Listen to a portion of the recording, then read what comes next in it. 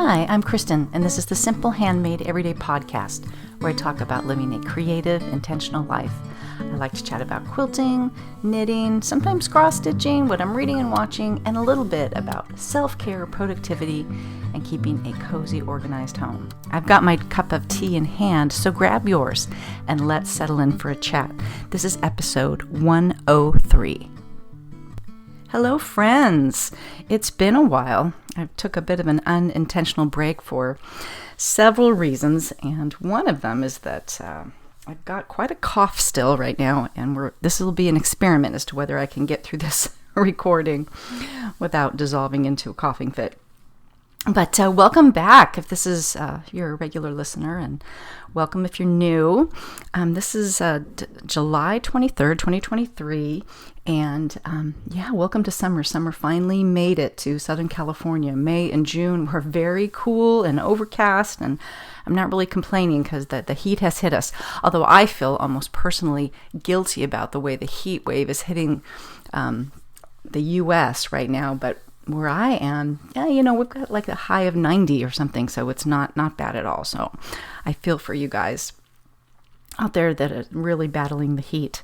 I'm recording early morning here. I've got my cup of tea, which is the only time of day I can drink hot tea right now. And I think I've probably talked about it before. My daughter gave it to me for, I think, Mother's Day. It's from the Republic of Tea, and it's called Blackberry Sage, Tea for Wisdom.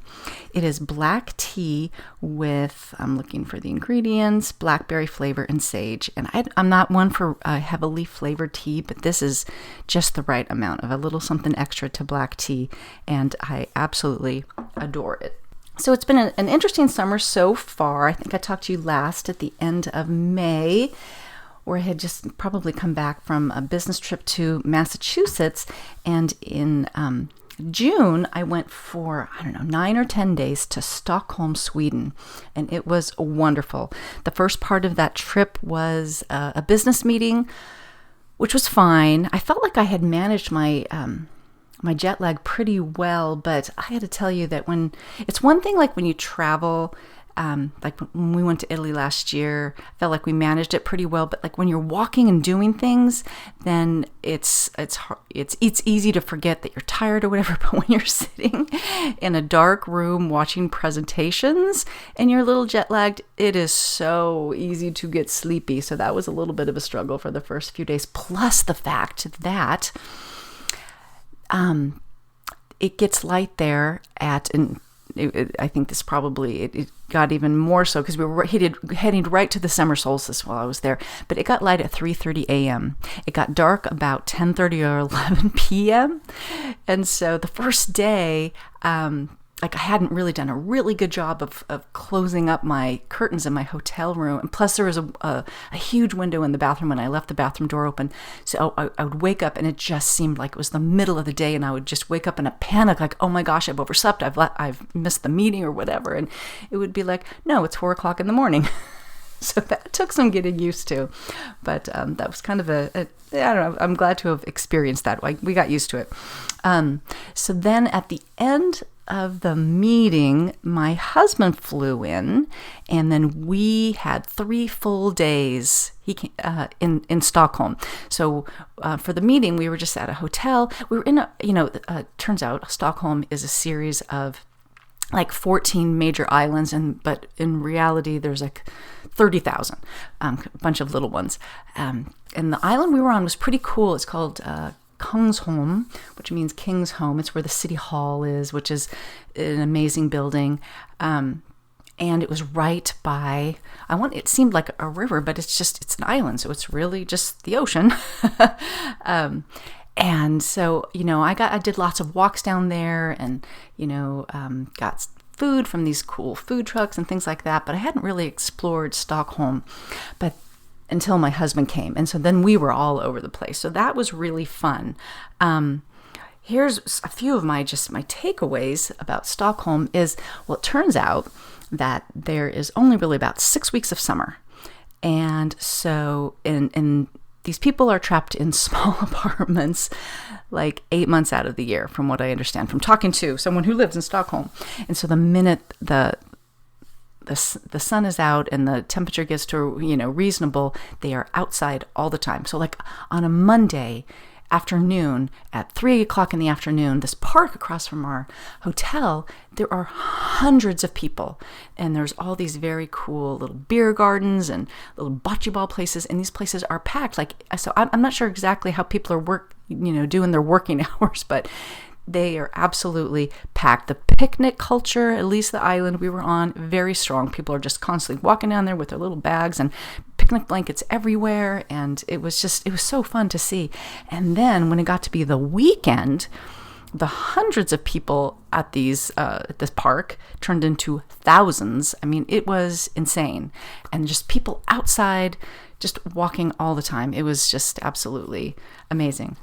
So, gosh, it's been a month since we've been here. So some of the highlights that we went to the Palace, which is home to many different museums. So that was very cool. And the Vasa Museum was perhaps the highlight. The Vasa is this huge ship that I don't know, now I'm blanking out, maybe 16th century, maybe 17th century. It was a warship, but it was also supposed to be a floating embassy. It was just the most over-the-top, completely like wooden ship ever built, with insane amount of carvings and art. It was just absolutely over the top, sort of, kind of like the Titanic. And much like the Titanic, it only made it, not that this is exactly like the Titanic, but it made it about 1,000 meters on its maiden voyage offshore, and then it sunk like a rock. And it stayed there for over 300 years. And then when they had the technology to excavate it, they brought it up, they reconstructed it, and built the most amazing museum around it. Everyone kept saying that we had to go to the Vasa, and we're like, it's a ship, like, why do we care about this? But when you get there, the ship is amazing. They have reconstructed it amazingly, but the whole museum was amazing. It's like 3 stories tall, and the ship is just right there. Like you could almost touch it. It's just suspended right there. So with the 3 stories, you get to see different aspects of it. And the way they just had the information laid out, there were just these tiny little bits of information about what you were looking at. So it was so easy to digest. They reconstructed like different rooms of the ship, since obviously no one's in the ship. They reconstructed them so that you could walk through them in other parts of the museum. It was absolutely amazing. We went to I think it's like the largest outdoor museum there, called, now I'm going to forget, Sandskin. And where you got to see where they'd brought all these different buildings from different parts. We walked through 18th century, blacksmith shop, and an early 19th century pharmacy, and, different houses of, this was, like a farmer's house. This was a ironmonger's house, just, that whole back, and people were, reenacting in full costume and everything. That was very cool. And there was just, frankly, there's so much oceanfront property in Stockholm, because it's all islands, that we were just able to have meals just looking out onto the water, and a little cocktail in the afternoon, evening kind of thing, and just kind of relax that way. There was a ton of walking, but also just a ton of relaxing and sort of soaking in the Scandinavian atmosphere. So it was absolutely delightful. So even though I am Scandinavian, Stockholm was never something that was on a bucket list for me. So I feel very lucky to have gotten the opportunity to visit there. And so 3 full days was a very nice amount of time to feel like we saw what we needed to see.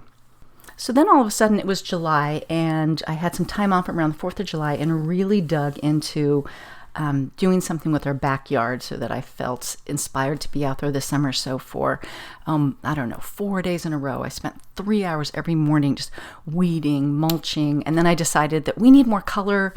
And so I went and bought a bunch of plants, and, that were more like annual color, and it created quite a nice little atmosphere out there. And then we all got COVID. My son was first, very end of June or early July is when he fell victim, which was too bad because it was the day before he was supposed to go on a road trip with his friends to the Grand Canyon that they had been planning forever. A couple days later, my husband... So when my son had it, we isolated him. We treated him like a king. He was in one bedroom. We have an empty second bedroom that we would put his food and stuff in there, big pitchers of water and stuff. And then we would leave and then he'd come into that room and get it. It was like the neutral territory room. And then my husband got it. So then they owned the upstairs and I started just living downstairs. And then a few days later, I got it. And it's been rough. I'm not going to lie. I mean, we had what are now, considered mild symptoms, which I just think means, you didn't end up in the hospital. But I am fully 2.5 weeks out from when I got it, and I'm not 100%. As a matter of fact, I just had to stop because I still have a cough, and my energy is I don't know, I feel like I'm 80-90% back on energy. That was the biggest thing, is just besides the cough and, sore throat, headache, that kind of stuff, it was the extreme fatigue that was just so hard to take. And then just when I felt like we were sort of getting out of it, my husband got it a second time. He rebounded. And so then we had to go all the way back to him isolating, which was, he didn't have to isolate from me, but he couldn't leave the house, and we're back to having to wear masks outside. I'm actually still in that. I'm not supposed to go out in public without a mask for a few more days. And it was just a bummer because my exercise class that I've gotten so addicted to had kind of a bunch of fun events, a yoga retreat and things like that, and I wasn't able to go. But as long as we are completely better next week, or almost completely better, things are really happening around here because we are going down to San Diego. My college-age son is moving into his apartment in San Diego because he's got a job down there. So we're helping him move there. And then my daughter is moving to Chicago. So, and the trailer that's taking the stuff to Chicago is actually back where we live, so we are moving her stuff back here to load onto the trailer. So my little cozy existence of all my 3 kids living in San Diego, and it was so fun to go be able to visit them all. This is all crazy, like this whole empty nest life. Like at this very moment, I've got my middle son, Jonah, he's actually in Australia on a business trip, and my younger son is in Yosemite, and my daughter's packing to move to Chicago. It's like I have just whiplash from this, how did we get here? I mean, I'm happy for all of them, but I just feel like changes are coming. Yeah. So anyways, that is kind of what July has been. I just feel like in many ways, July is a blur of illness. And once we get into August, everybody's going to be settled into their new places, and things will calm down a bit, and we'll just adjust to the new normal. All right, before we move on to the quilting segment, once again, I want to thank the Fat Quarter Shop for sponsoring the podcast. The Fat Quarter Shop is a one-stop shop for quilting fabric supplies for quilters around the world. They stock quilt shop quality fabrics, pre-cuts, quilt kits, patterns, notions, and as we all know now, cross-stitch supplies. Right now is such a great time to hop on over to the Jolly Jabber blog, because this is where they list all of their quilt-alongs and sew-alongs, and they are doing so many right now. Some with a paid pattern, some with a free pattern. I'm in the middle, and I'll talk about this a little bit later, of doing the Evergreen Mystery Stitch Along. So just so many fun things to get involved with at the Fat Quarter Shop. As always, I will put a link in the show notes. I am sorry to say that I have not been doing a lot of quilting, although I'm itching to get back into the sewing room, perhaps even this afternoon, because even though I got really on to putting the sashing on my Great Granny Square quilt that I've talked about many times, and I had just, sort of recently decluttered and reorganized my sewing space, I'm feeling strangely hesitant or just reluctant to get in there. So I want to get over that. So that's going to be coming up soon. The other thing is, when summer hits and the weather's nice, I want to be outside all the time, and I don't like as I sort of consider it, I'm saying this with air quotes, wasting time inside when I could be outside in the garden or just in my swing chair, stitching or knitting or doing whatever. But now it's starting to get hot enough that it's too hot to be out there in the middle of the day. So I think I'll be back inside sewing. And one thing I think I need is, once I get through the Great Granny Square quilt, is I just need a new quilt that I'm really inspired about. And I'm not sure what that can be, but maybe it might be this. The Fat Quarter Shop, as I've talked about before, as a sponsor, they send me some, quilt patterns and notions and cross-stitch things, which is so fun. And then a lot of times I'm able to share those with you guys via giveaways. But one thing that they came out with recently that I just received is called Seasonal Stitchy Stars. Now, the Stitchy Stars pattern, I believe, started out as a cross-stitch pattern. And it's just, it's 7 quilt block star designs in a row. And it was just a cute little thing that Lori Holt designed that people were, just doing as a long pillow or maybe around a drum or something for cross-stitch. And then the Fat Quarter Shop started doing things, or maybe it was Lori Holt. Somebody started just changing up the colors of it to reflect different seasons, So you could do a Christmas version or a 4th of July, patriotic version, that kind of a thing. And so now they've turned it into a quilt pattern. So it's a table runner, and it is 16.5 by 79.5. So if you have like a 60-inch table, that's going to drape over nicely on each side. And I would love to tell you that I could name these star patterns, but I'm not even sure they have names. Very cute star patterns, but there are so it's it's one quilt pattern, and it's by It's So Emma, which is the Fat Quarter Shop imprint of quilt patterns, and they do such a great job. It's a booklet, it's full color, it's beautifully done. So there's a winter version, which is kind of it's red and green, but it's kind of more like red and it's more like a burgundy and a dusty rose and green, so two shades of red and green. Oh, and 2 colors of green, a darker and a lighter. Spring is more of a lighter green, yellow, and pink. Summer, basically red, white, and blue. And then fall, orange, gray, green, and yellow. So, same pattern, but just different colorways.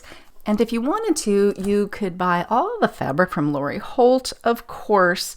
And this is, I'm looking at if it's from a particular line, I don't know. She actually has many different, her Prim line, Calico line, Bee Basics, Bee Ginghams, Bee Plaids, Prairie, things like that.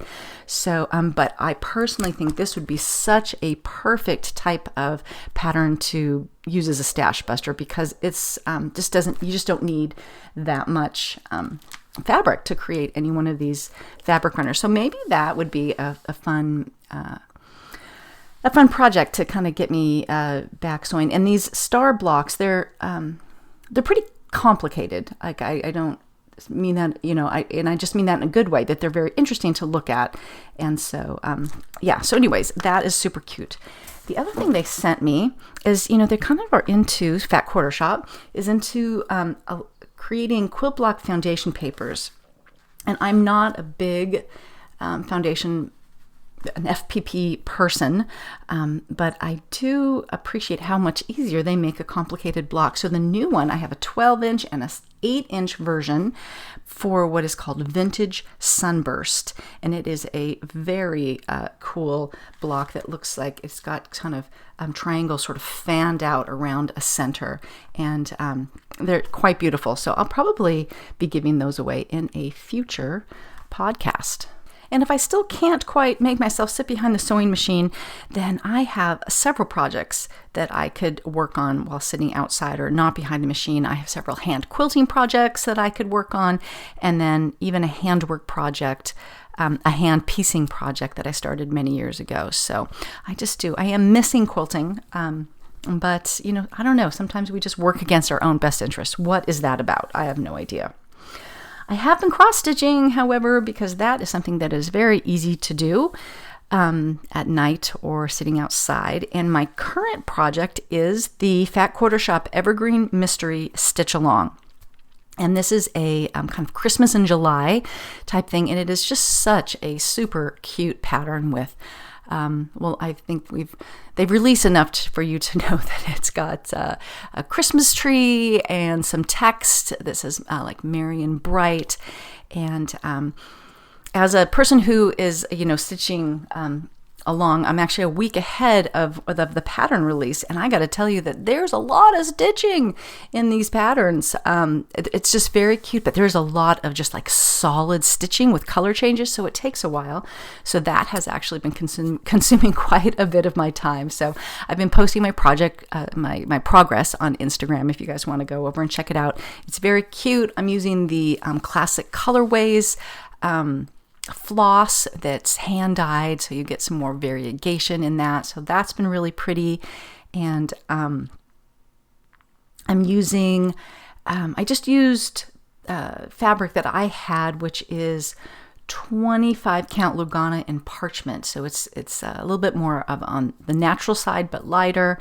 And I don't know, I'm not sure what I'm going to do with this. It's a little bit bigger. I don't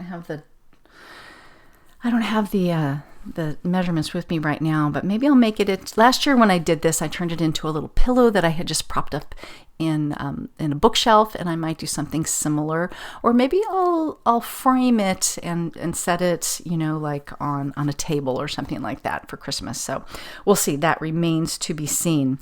But I also want to talk to you about a book that was sent to me called Enchanted Garden Cross Stitch, 20 designs that celebrate birds, blossoms, and the beauty in our own backyards. And this book is so adorable. It has basically all garden themed cross stitch patterns. It is by Gail, I want to say Busey, Bussi. As always, I will put a link in the show notes. But she just has these darling patterns.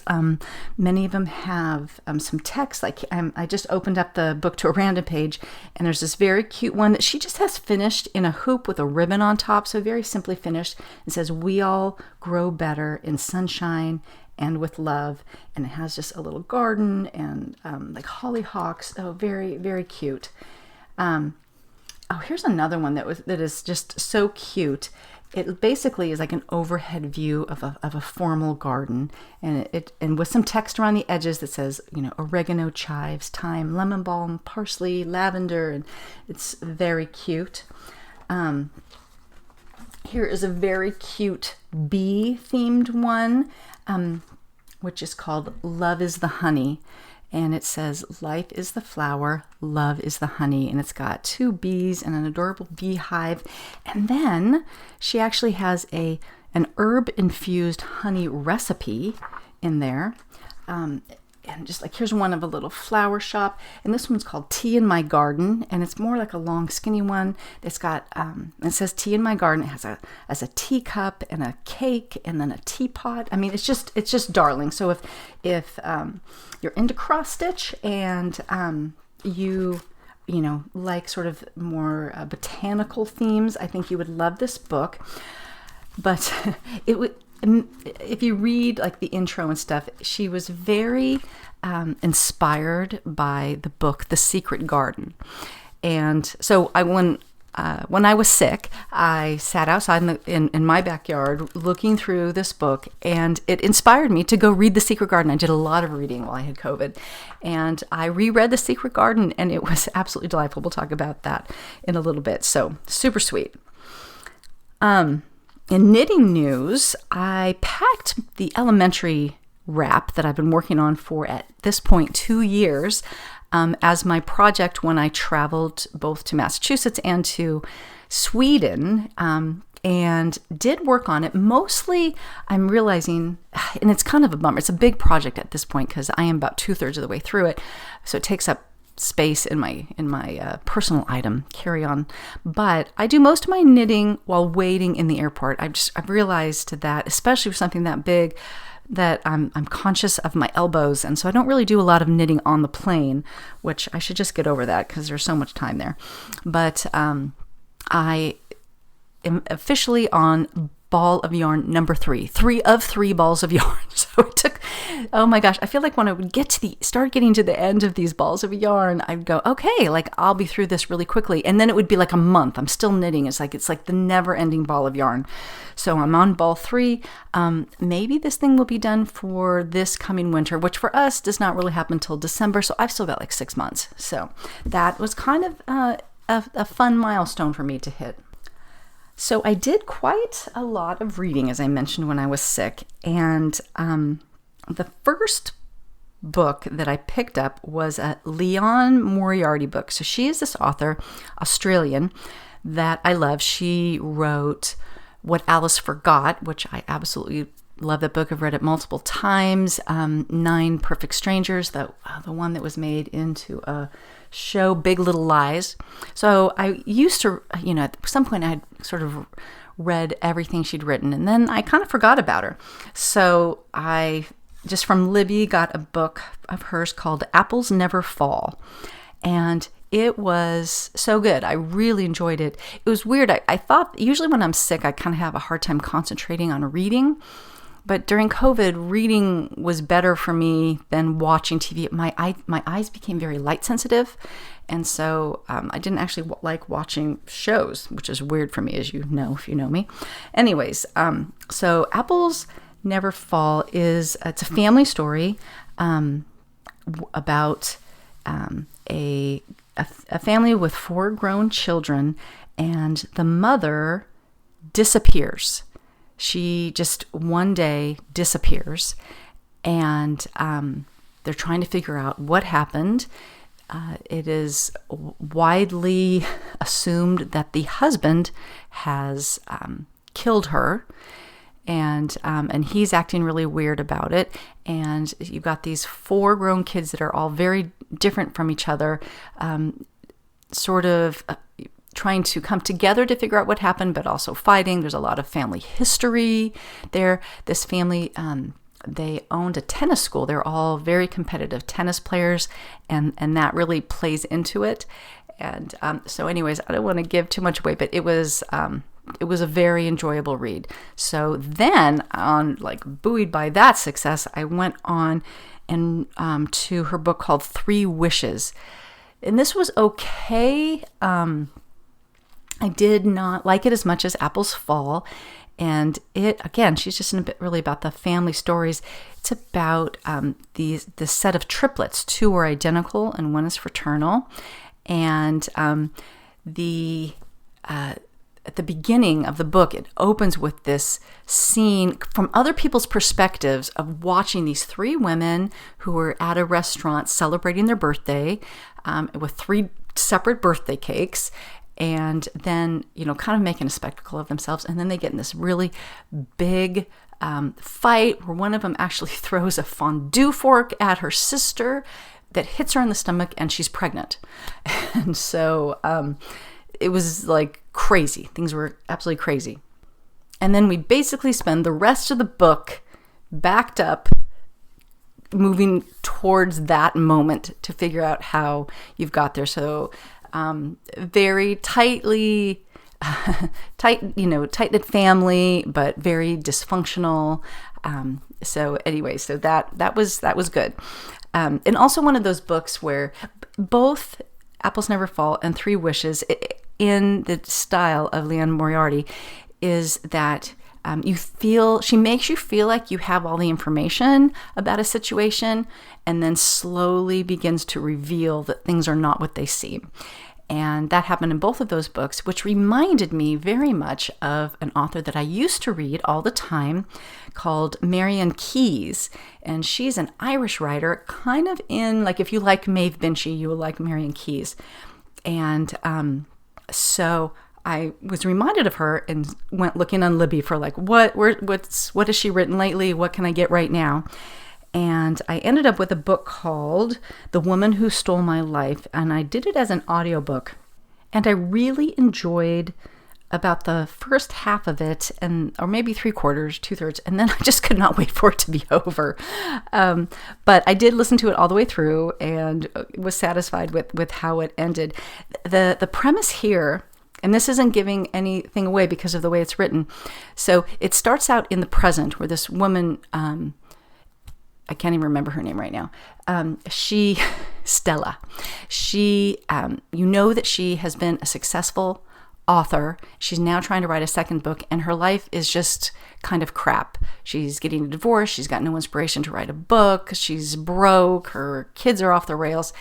And you find out that her best-selling book was about her experience contracting a rare disease called, now I forget what it's called, like Guillain-Barré, which made it so that she was completely paralyzed. She could not move any muscles except for she could open and close her eyes.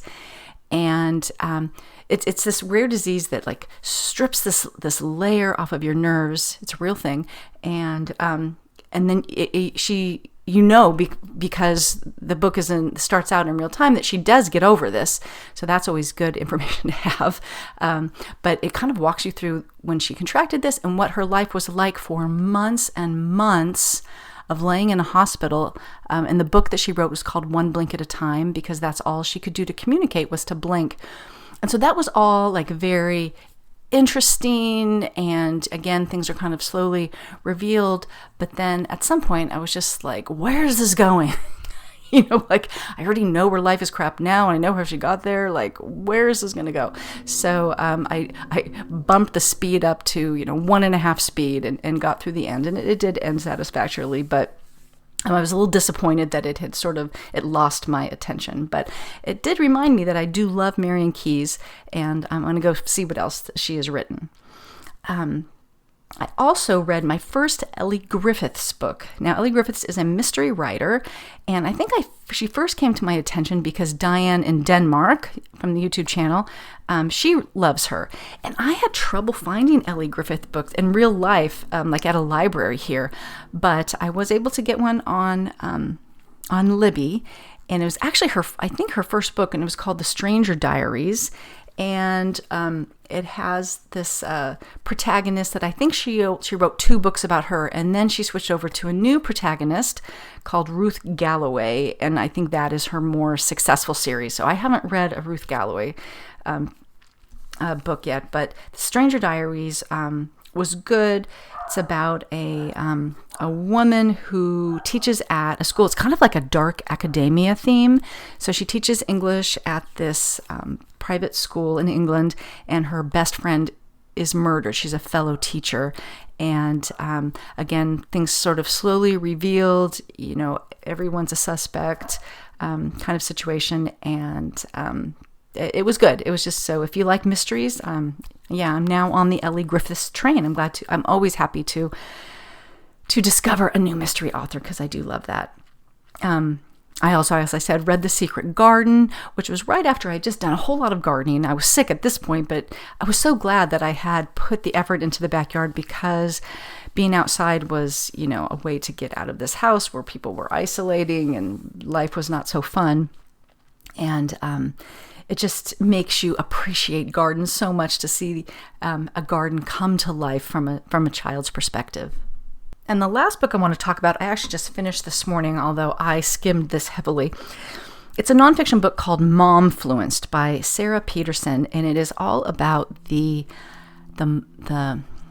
well, in my day we would have called the mommy blogs, but it's now the mommy Instagram phenomenon.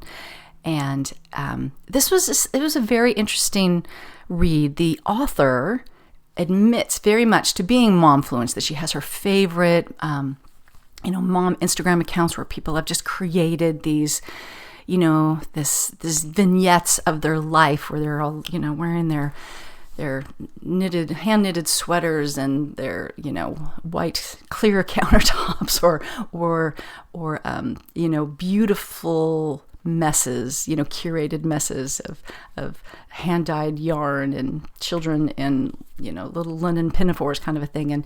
And how the author just talks about how she buys into this, and she click buys this kind of stuff. And the book's kind of all over the place. It covers a lot of ground. So I was, I actually don't follow most of the people that she's talking about, and because I think that this is for the generation of women who have small children now. So for me, and that was Soul Mama and Alicia Paulson, Posey Gets Cozy. Those were my momfluencers. It's a whole different generation now, but it did really. It gave me conflicting feelings. One is like Instagram is these days in so many ways. It's there to sell you things. Like when we all started, it was just about sharing our lives, and that's how it was. I found my whole quilting tribe there, and that was wonderful. But then then ads started coming in, and then all of a sudden, these people who had these very beautiful, authentic accounts monetized things, and then the game sort of changed. And so I got very into like, okay, this is like turning me off of this.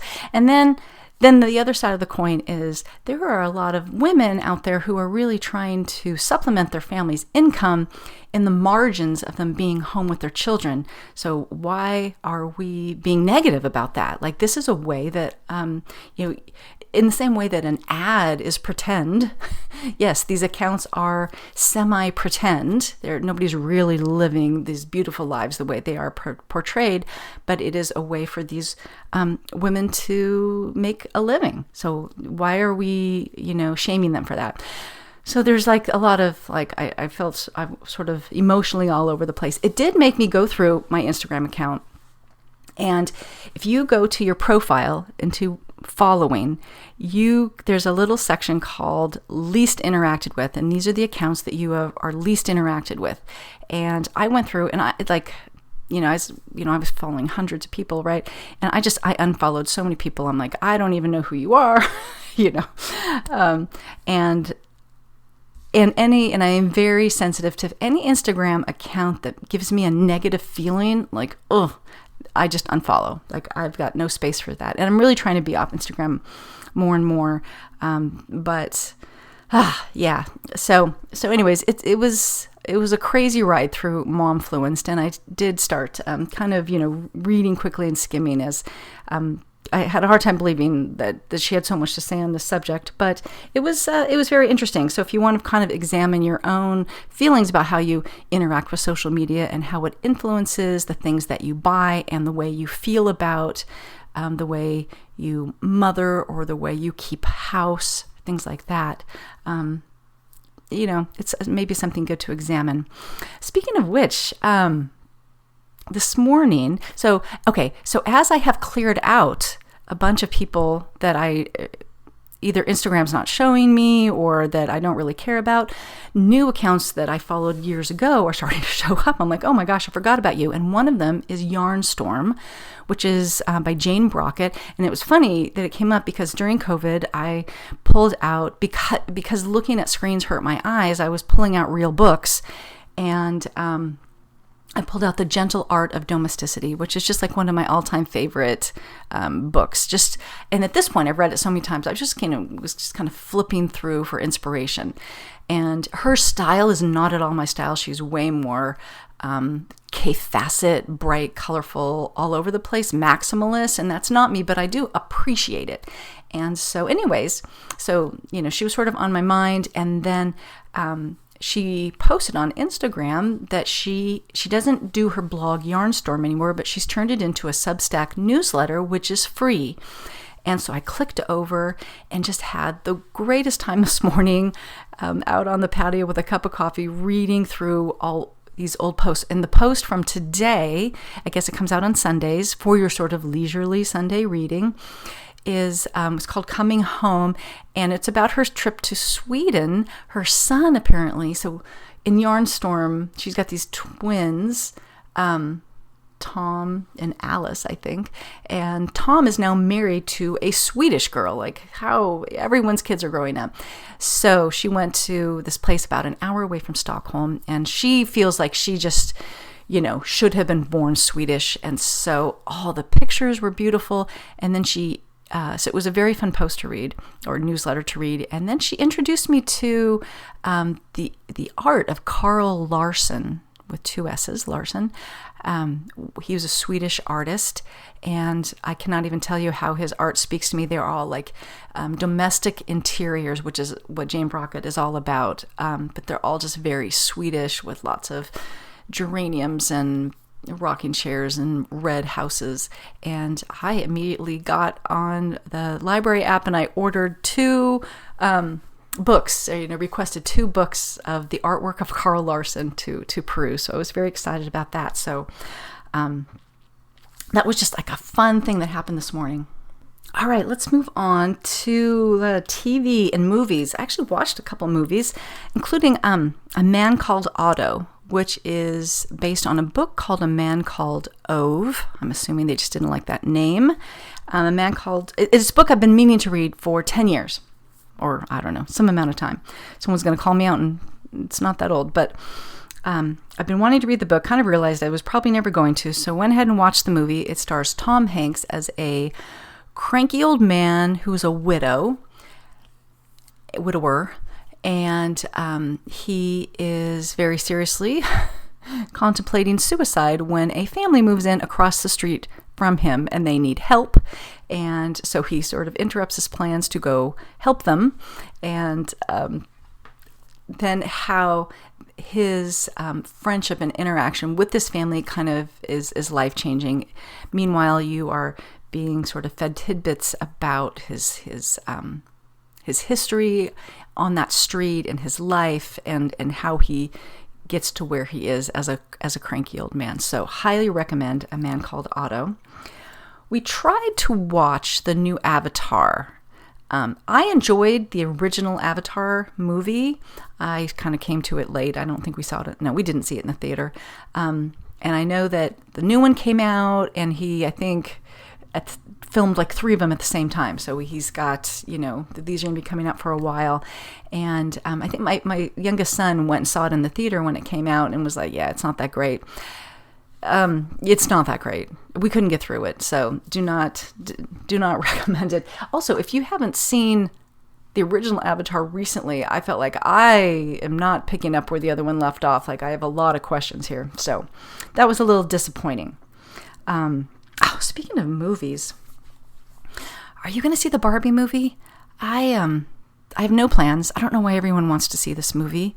But I get this way. Back in 1998, when everyone saw Titanic, I also felt like, why does everyone want to see this movie? I don't want to see this movie. As a matter of fact, I was pregnant with my oldest, and on a Friday, I said, okay, if I do not have this baby this weekend, we will go see Titanic. And then I went into labor that day. So that's how much I didn't want to see Titanic. I've still never seen it. So I'm feeling that really just contrarianism with Barbie. I do want to see Oppenheimer, though, because I do love Cillian Murphy since I saw him in Peaky Blinders. But anyways, I digress. Now, the shows. We just finished The Lincoln Lawyer. So The Lincoln Lawyer, I think it's the 2nd season. There's 5 episodes, and then in August there's going to be another 5 episodes, which was disappointing because how do they expect me to keep all this information in my head?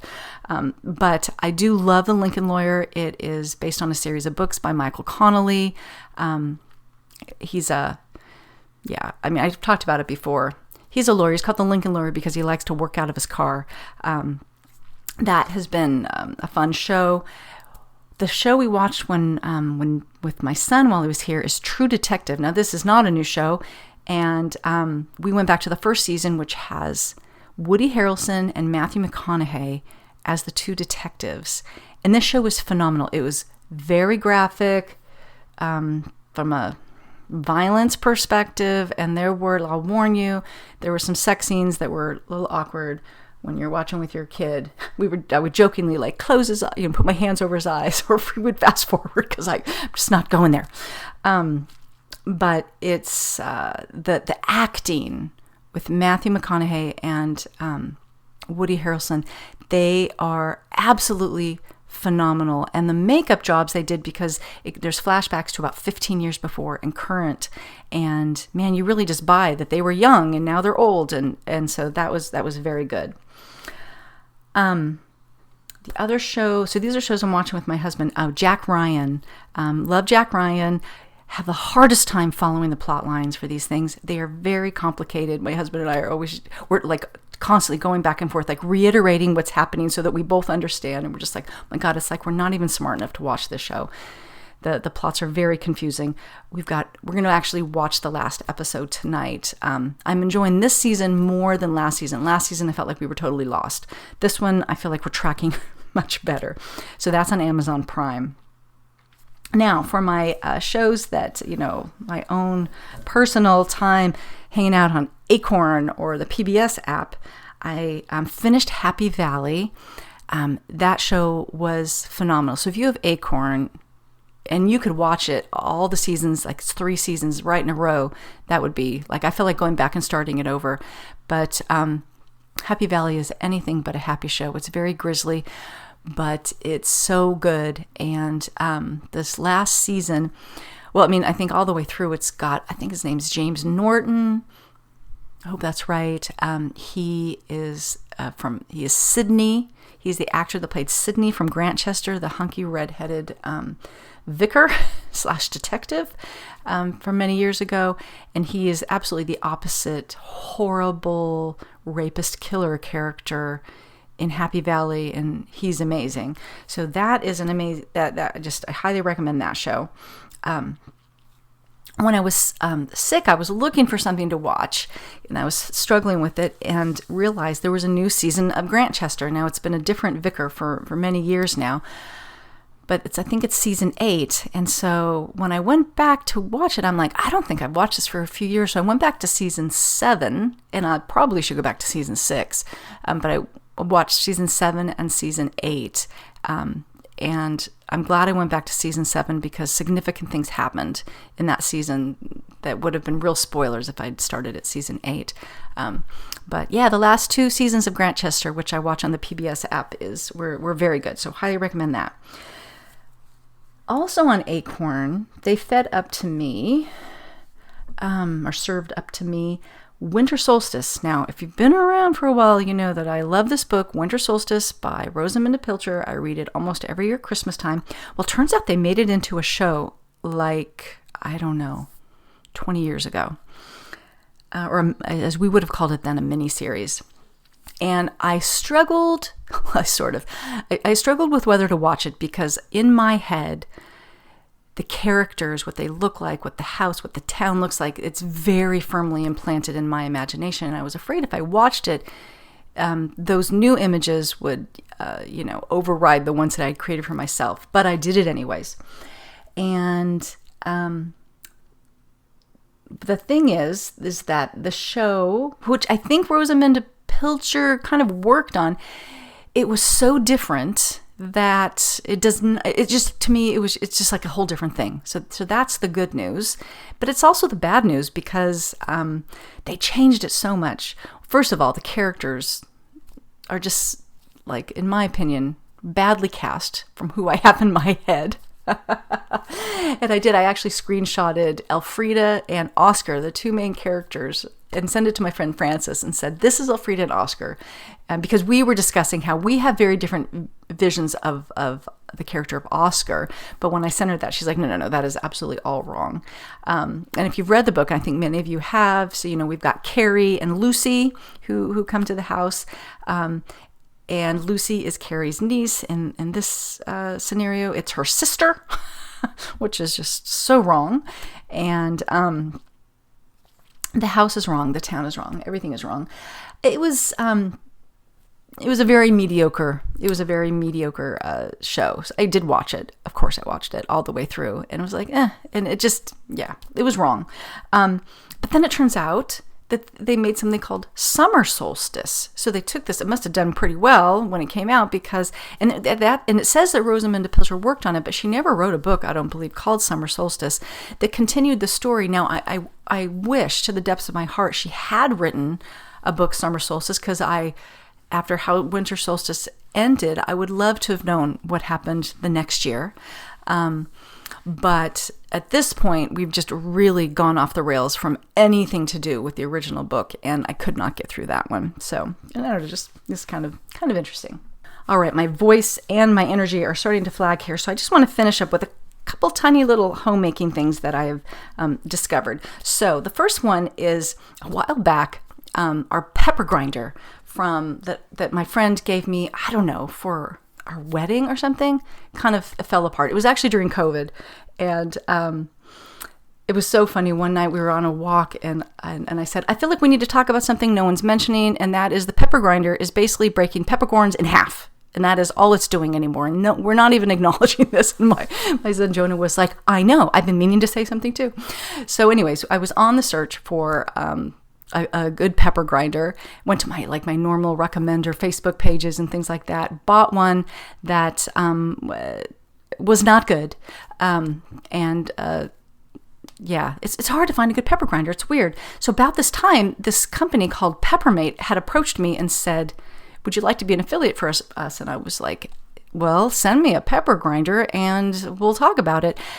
Somehow that email got lost, and they did not approach me for like a year.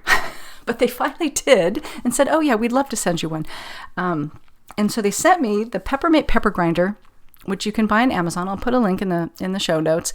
And it's actually lovely. So it comes in various colors. And actually, the Peppermate website is just like full of recipes and different peppercorn blends. And it's like they're more than just a pepper grinder. So I have the black one. It is plastic, and it has a very big like wheel to turn. You know, like on a what's it called? A can opener. Like the bigger the thing you turn, the better, because you can just get more leverage on that. So it's got a really big one of those. It grinds, and you can adjust the grind. It's wonderful. But it's got one feature that I really, really like, and that is, and I didn't know that I would like it until I started using it, there is a little clear plastic piece that fits on the bottom. So if you just want to, grind like right into your salad, you just take that piece off and you grind right into your salad. But I don't know about you, but sometimes when you're cooking, and I can think of two scenarios that I like this for. Sometimes you're cooking and you want to, kind of heavily pepper this steaming pot of, soup or spaghetti sauce or something like that. And I don't really like doing it right over the pot, because there's a lot of steam happening there and splashing or whatever. I don't like doing that. And so what you can do is this little plastic piece that fits on the bottom, this clear plastic piece, is you can sit there and you can just grind into that and then take that and shake it out onto your whatever you're cooking. And the other thing is, when you're following a recipe that says to use like a teaspoon or of pepper, I've always just would wing that. Like, I don't know how much, and I always think I'm probably under peppering because I just don't want to sit there and grind for that long. But this way you can grind it, and you can kind of get a visual, or you could measure it if you wanted to, of how much pepper is really being ground there. So anyways, I've really enjoyed using this pepper grinder, and so if you're in the market for a pepper grinder, highly recommend. I'll put a link in the show notes. The other product that I've been enjoying is, I told you about reading the book Laundry Love, and tried some soap flakes as laundry detergent. I could not get them to dissolve. I returned them, and I just, was still using basically the Kirkland Signature generic Tide Pods for a while. I'm just like, okay, I was so inspired by this book, and it hasn't changed how I'm doing laundry. So what I ended up doing after doing some research is not soap flakes, but I have now completely converted to laundry strips. So, and I am using the brand called Clean People, and it's a cardboard box that just comes with these strips, like little sheets, and you actually can tear them in half, and a half is good enough for laundry. And you just put it in the washer, and it just dissolves. The whole thing dissolves, and there's no microplastics like you have with the pods. It doesn't come in a plastic bottle like the pods. So it's so environmentally friendly, because it comes in a cardboard box that you can just recycle, and the actual laundry things just absolutely disappear. So I tried it out. If you get on the website, I'll put a link. I have no affiliate or anything like that for it, but I think you can often get a discount the first time you order it. And then they started constantly sending deals, so which I ignored for a long time. But somewhere, I think around the 4th of July or something, they had a really good sale. So I said, okay, I'm going to buy another box of 96. And then when you check out, you could get another box of 96 for half that price. So I'm kind of stocked for a year at this point. It is probably a little bit more expensive, but it's still, I don't know, what did I figure out? It's like 20 or 30 cents a load. We can afford that. And I've had just absolutely no issues. It's working just fine as a laundry detergent. So I'll put a link in the show notes for Clean People. All right, well, I've made it through with only just, a handful of coffee attacks here. But thank you for spending this time with me. As always, you can find me online at my blog, Simple Handmade Everyday, with all the show notes and links that I talk about in this episode, online, on Instagram as Kristen Esser. And please consider joining the Simple Handmade Everyday private Facebook group so that we can keep the conversation going. Have a wonderful week.